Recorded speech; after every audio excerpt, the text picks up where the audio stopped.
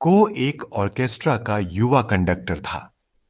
कम उम्र में ही उसने सफलता हासिल कर ली थी और उसकी शादी भी एक खूबसूरत पत्नी सुयोन से हुई थी।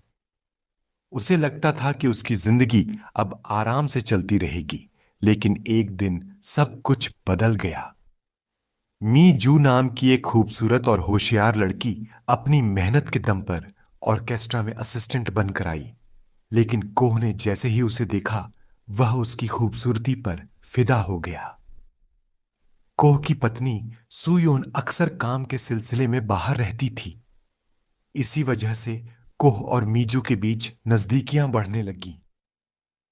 धीरे धीरे उनका रिश्ता इतना गहरा हो गया कि वे हर जगह साथ दिखाई देने लगे, कभी सड़क किनारे बेंच पर तो कभी किसी सुनसान गली में। एक रात दोनों ने बहुत शराब पी ली और उनके बीच की सारी सीमाएं टूट गईं। कुछ समय बाद सुयोन घर लौट आई। उसे लगा कि शायद यह सब खत्म हो चुका होगा, लेकिन सच कब तक छिप सकता है। एक दिन उसे अपने पति और मीजू के अफेयर का पता चल गया। यह सच उसके लिए किसी बड़े सदमे से कम नहीं था, लेकिन जब उसने कोह से सवाल किया तो उसने सब कुछ सामान्य दिखाने की कोशिश की। सुयोन ने भी ऊपर से शांत रहकर बात खत्म कर दी। असल में सुयोन अपने पति के प्यार की परीक्षा लेना चाहती थी। इसी वजह से उसने एक खतरनाक फैसला लिया। उसने एक विदाई वीडियो रिकॉर्ड किया और मकान मालकिन की मदद से घर के एक गुप्त कमरे में छिप गई। उस कमरे के बारे में किसी को पता नहीं था। वह कमरा पूरी तरह बंद था।